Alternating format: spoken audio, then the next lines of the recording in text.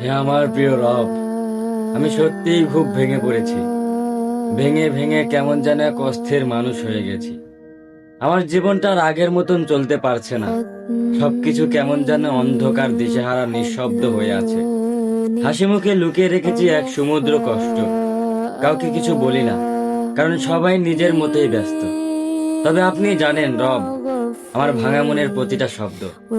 আপনি তো ভালো করেই জানেন আমি কতটা অসহায়।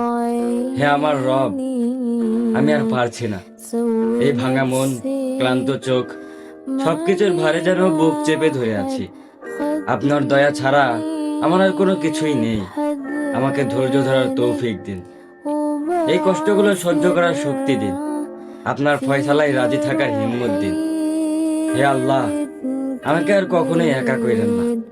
আপনি ছাড়া কেউই বোঝে না আমার এই নীরব কান্না।